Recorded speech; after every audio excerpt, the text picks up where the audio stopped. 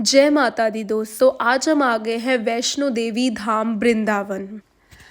आपने अभी तक एक ही वैष्णो देवी तीर्थ स्थल के बारे में सुना होगा जो प्रमुख रूप से जम्मू कटरा में स्थिर है, लेकिन कभी आपने सुना था वृंदावन में भी वैष्णो देवी धाम होगा? जी हाँ, वृंदावन केवल कृष्ण नगरी के लिए ही जाना जाता है, जहाँ जगह जगह पर बस कृष्ण जी के मंदिर है, लेकिन यहाँ पर माता रानी का भी धाम मौजूद है।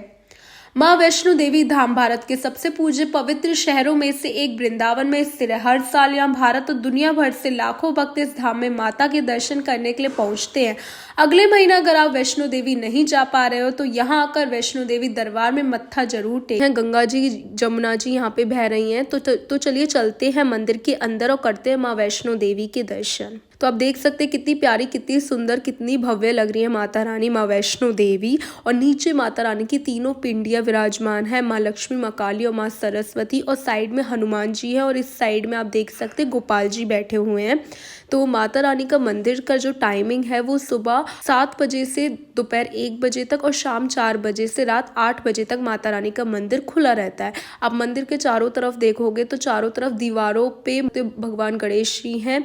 ये आप देख सकते हो भगवान श्री कृष्ण जी शेष नाग पे नाच रहे हैं। ये गुरु नानक जी हैं अपने शिष्य बला और मर्दाना के साथ।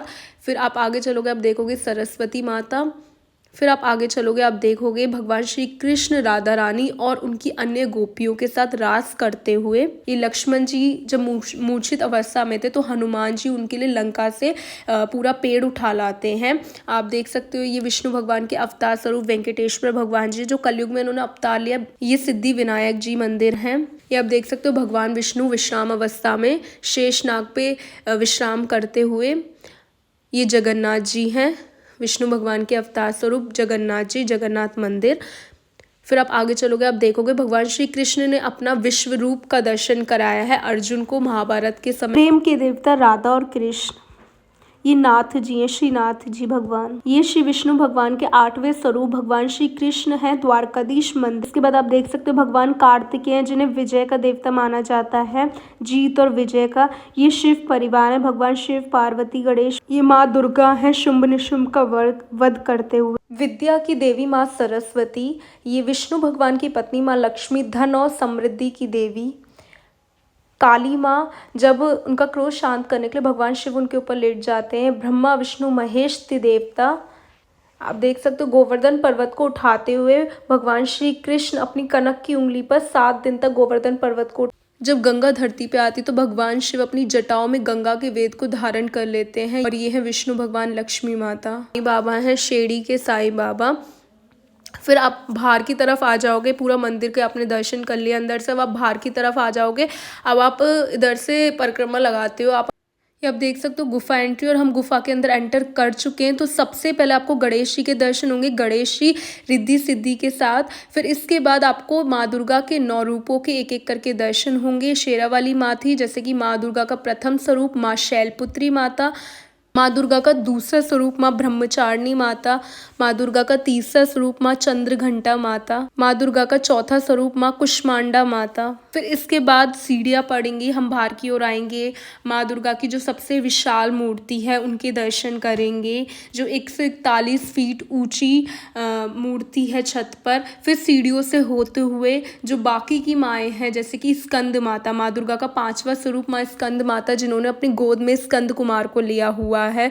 माँ दुर्गा का 6वां स्वरूप माँ कात्यायनी माता, कितनी प्यारी लग रही है। माँ दुर्गा का 7वां स्वरूप माँ कालरात्रि माता, माँ दुर्गा का 8वां स्वरूप माँ महागौरी माता, माँ दुर्गा का 9वां एंड अंतिम स्वरूप माँ सिद्धिदात्री माता। तो इस तरीके से 9 दिन, नवरात्रि के 9 दिन 9 माताओं की पूजा होती है, 9 माताओं के दर्शन। इसके बाद भैरवनाथ के यहाँ पे दर्शन आप कर सकते हो, क्योंकि कहते हैं कि मैया की पूजा तभी पूरी मानी जाती है जब आप भैरवनाथ के दर्शन पूरे कर लेते हो। माता रानी ने भैरवनाथ को वरदान दिया था। जब भैरवनाथ ने माँ को परेशान किया था, उनका सर कटा था, उसके बाद माता रानी ने उनको वरदान दिया था जिससे कलयुग में उन्हें भी पूजा जाए, लोग उनको बुरे तरीके से ना देखें। तो अब चलिए जानते हैं मंदिर का क्या इतिहास है। वैष्णो देवी धाम का इतिहास। ऐसा माना जाता है त्रेता युग में पृथ्वी पर बुरी शक्तियों का खतरा मंडरा रहा था। पृथ्वी देवी भूमि ने खुद को बचाने के लिए त्रिमूर्तियों की मदद मांगी, लेकिन सरस्वती, लक्ष्मी और पार्वती के पास भी शक्तियों की कमी थी, जिसके बाद एकजुट होकर तीनों वैष्णो देवी को इस धरती पर लेकर आए।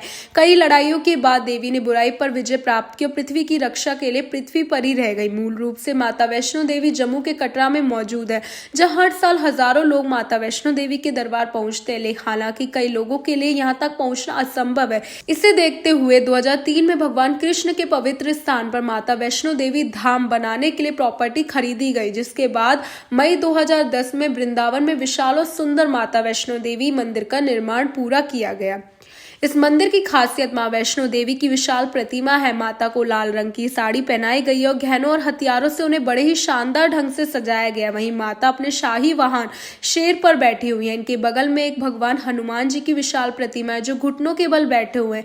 सबसे बढ़िया बात तो ये है कि ये सब मूर्तियां मंदिर की छत पर मौजूद है। वृंदावन में वैष्णो देवी धाम में तीर्थ यात्रियों के लिए एक डिस्पेंसरी और एक लाइब्रेरी है। इसके अलावा यहाँ आने वाले भक्तों के रुकने के लिए 2 धर्मशालाएं भी है। इस मंदिर में जाने के लिए कोई प्रवेश शुल्क नहीं है। मंदिर का समय सुबह 6 बजे से दोपहर 1 बजे तक और शाम 4 बजे से रात 8 बजे तक है। ये हफ्ते के पूरे 7 दिन खुला रहता है। गुफा का समय सुबह 8 से दोपहर 1 बजे तक और शाम 4 से 8 बजे तक का है। वैष्णो देवी धाम जाने के लिए सबसे अच्छा समय अक्टूबर से मार्च के बीच में है। आरती का समय सुबह 6 बजे मंगला आरती, 7 बजे श्रृंगार आरती, 1 बजे भोग आरती, 7 बजे श्रृंगार और 8 बजे। तो इस बार अगर आप वृंदावन आए तो वैष्णो धाम के दर्शन जरूर करके जाएं। जय माता दी।